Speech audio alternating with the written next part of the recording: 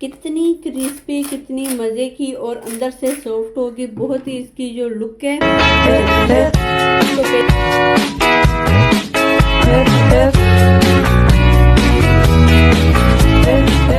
अच्छा, आजकल ना मार्केट में, यूट्यूब पर, सोशल मीडिया पर एक रेसिपी बहुत ज़्यादा तेज़ी से वायरल हो चुकी है।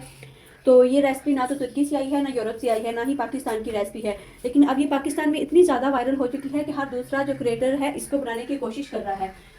तो मैंने सोचा कि मैं भी आप लोगों के साथ इस रेसिपी को, मज़ेदार सी रेसिपी को बनाकर शेयर करती हूँ। इसको शुरला आलू की जो टिक्की कहा जाता है, ये इंडिया से आई है। ये हमें इंडिया से तोहफा मिला है। इसके लिए छोटे साइज़ के हमें आलू लेने होते हैं। तो यहाँ पर ये मैंने आलूओं को अच्छी तरह से धोकर जो है वॉश कर लिया है। और इस तरीके से इनके ऊपर जो कुछ कट्स लगे होते हैं ना, वो हम रिमूव कर देते हैं। तो फिर इनको हम कट कर लेते हैं, इनकी कटिंग कर लेते हैं। तो कटिंग जो है इनकी बहुत ज़्यादा ज़रूरी होती है, बहुत अच्छे तरीके से करनी होती है। मुझे एक बहन ने मैसेज किया था कि आप ही, मैंने जो बनाए थे ये आलू, और उसकी जो रेसिपी मुझसे अच्छी तरह से नहीं डन हुई थी। मेरे जो आलू की जो टिक्कियाँ थी वो क्या हो गया था, टूट गई थी। तो मैंने कहा कि मैं आप लोगों को फिर अच्छे से बताऊंगी। सबसे पहले आलू को हमने परफेक्ट काट लेना है। आलू अगर छोटे साइज़ के हैं तो इस तरीके से दरमियान में कट लगा के इसको, और इसके हम पीसेस कर लेते हैं। बहुत ज़्यादा छोटे पीसेस नहीं करने, वरना फिर रेसिपी सही नहीं बनेगी और आलू जो है ज़्यादा मैश हो जाते हैं। तो आप लोगों ने वीडियो को एंड तक पूरा देखना है ताकि अच्छे से आप लोग वीडियो को फॉलो कर सकें। इस तरीके से हमने कट लगाने हैं, इस तरीके से। चलिए, वैसे हमें इंडिया वालों का शुक्रिया अदा करना चाहिए कि उन्होंने हमें इतनी अच्छी मज़ेदार रेसिपी हमारे साथ जो है शेयर की है। और तो वो कुछ लोग हमें देते नहीं हैं, लेकिन उनकी जो रेसिपी है बहुत अच्छी है। तो चलें, ये एक आलू हम रख देते हैं। ये आलू मैंने काट लिए हैं। इसके साथ ही अगर आप चैनल पर न्यू हैं तो चैनल को लाइक कर लें, वीडियो को सब्सक्राइब, और चैनल को आगे जो है अपने फैमिली वालों के साथ भी शेयर कर दें। आलू को मैंने इस तरीके से काट लिया है। तो चलते हैं पानी की तरफ, अगला प्रोसेस शुरू करते हैं। अच्छा, पानी को मैंने गैस पे रख दिया था। जब पानी को बॉयल आना शुरू हो जाए, पानी पकने लग जाए, तो उसके अंदर सबसे पहले हमने क्या करना है, 1 टेबल स्पून भर के नमक का इसमें शामिल करना है और अच्छे से इसको हमने मिक्स कर लेना है। और अगली चीज़ जो हमने शामिल करनी है ये है सिरका।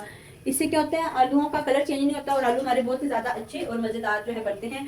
और ये जो आलू है मैंने इनको काट लिया है, इसको हम पानी में 3 मिनट तक हम बॉयल करेंगे।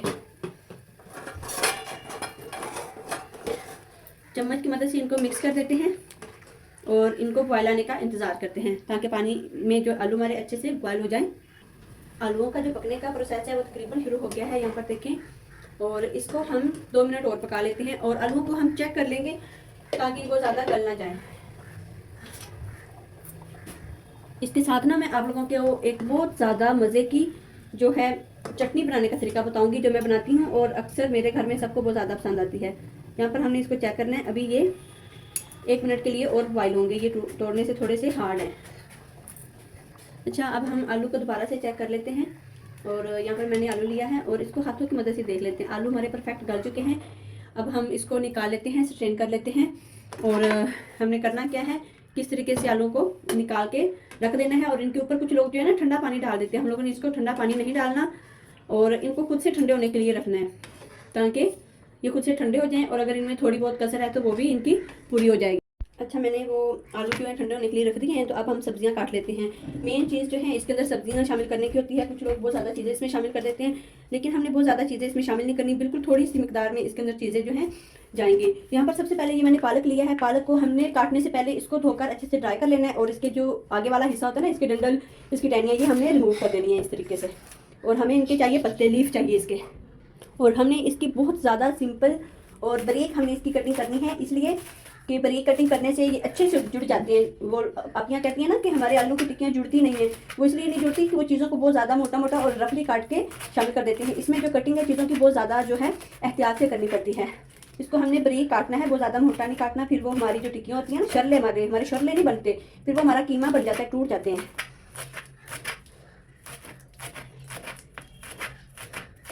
तो यहाँ पर पालक मैंने काट ली है। ये बहुत ज़्यादा मज़ेदार बनते हैं। एक दफ़ा हम इसको बना लेते हैं ना, तो फिर हमारा जो दिल करता है कि हम इसको बार बार बनाएं।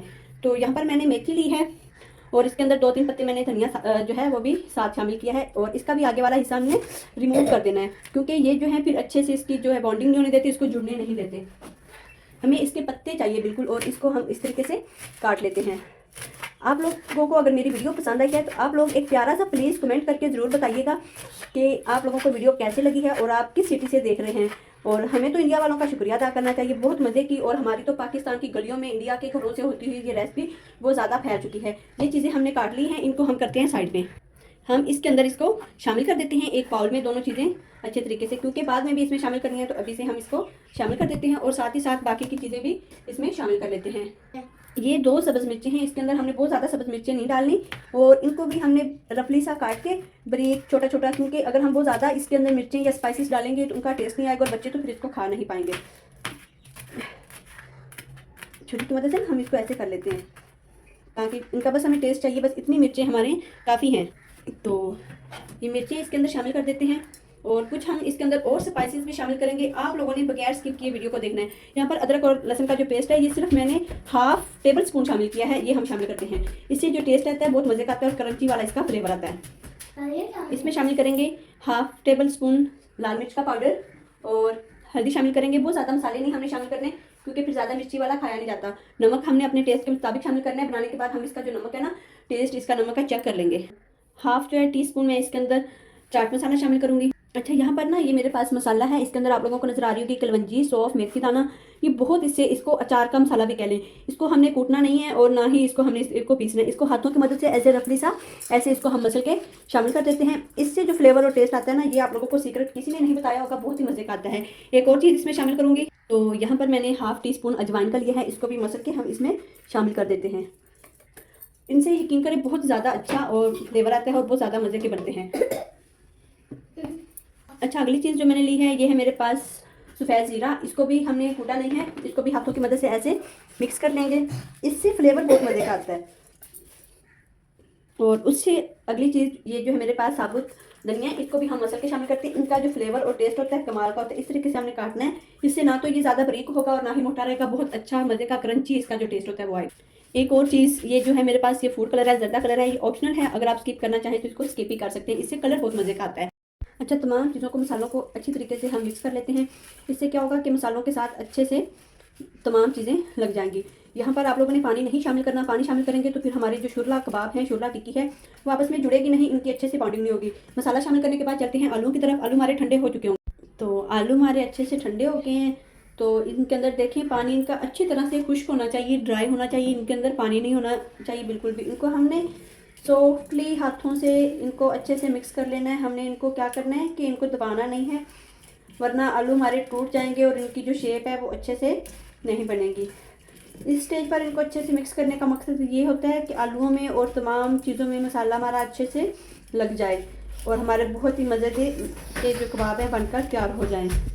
مسالہ اچھے سے شامل کرنے کے بعد یہاں پر میں نے لیا ہے 1 کپ بیسن کا. اس کو ½ ہم اس کے اندر شامل کرتے ہیں چھان کے. ٹھیک ہے, کچھ ہم بچا کے رکھ لیتے ہیں. ہم نے ان کو چھان کے شامل کر لینا ہے. بیسن کو شامل کرنے کے بعد ہم اس کو بھی اچھے سے مکس کر لیتے ہیں. اور ایک اور چیز یہاں پر میں شامل کروں گی. ساتھ ساتھ آپ لوگوں کو مزہ آ رہا ہوگا ویڈیو دیکھ کر, منہ میں پانی تو آ رہا ہوگا. آپ لوگوں نے کمنٹ میں ضرور بتانا ہے کہ ریسپی کیسی لگی ہے. یہاں پر یہ دیکھیں بہت زیادہ گلے نہیں ہیں, بالکل خشک ہیں, ڈرائی ہیں. یہاں پر میرے پاس 1 چمچ جو ہے کارن فلور ہے, یہ میں شامل کر دیتی ہوں. اور اس سے کیا ہوتا ہے, اس کے جو کباب ہیں, یہ جو سرد آلو ہیں, یہ ہمارے ٹوٹتے نہیں ہیں, بہت اچھے سے میش ہو جاتے ہیں اور پرفیکٹ ٹکی بنتی ہے. پر جو سٹیپ آخری ہے یہ بہت زیادہ ضروری ہے. یہاں پر ہم پانی شامل کریں گے. پانی ہم ہاتھوں کی مدد سے ایسے شامل کریں گے اور ان کو بنا لیں گے. بہت زیادہ ہم نے بیٹر کو پتلا نہیں رکھنا. اگر ہم بہت زیادہ پتلا رکھیں گے تو ہماری جو ہیں کباب بنے گے نہیں, وہ ٹوٹ جائیں گے. اگر آپ لوگوں کو یہاں پر لگے کہ یہ ابھی تک تھوڑے سے خشک ہیں تو آپ لوگوں نے یہاں پر تھوڑا سا پانی اور شامل کرنا ہے, بس بہت زیادہ نہیں کرنا. چلیں, یہ ہمارا پرفیکٹ بیٹر بن کر تیار ہو چکا ہے. تو اب ہم اس کی ٹکیاں بنائیں گے. یہ والا پارٹ بہت زیادہ ضروری ہے, یہاں پر لوگ آ کے اکثر غلطی کرتے ہیں. اچھا, اس کو بنانے کے لیے نا یہاں پر میں نے ایک یہ لیا ہے ڈھکن کین کا, دودھ والی کا. اس کے اوپر میں نے شاپر جو لگا لیا ہے اور اس کو آئل لگا لیں گے. گریس کر لیا ہے تھوڑا سا.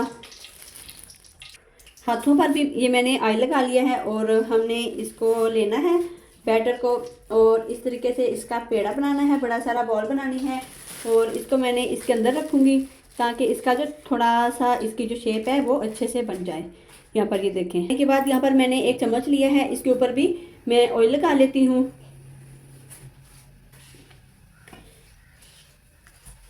और ऑयल लगाने के बाद इसके ऊपर ये जो टिक्की हमने बनाई है इसको हम ऐसे करेंगे तो ये निकल जाएगी, और फिर हम इसको घी में शामिल करते हैं।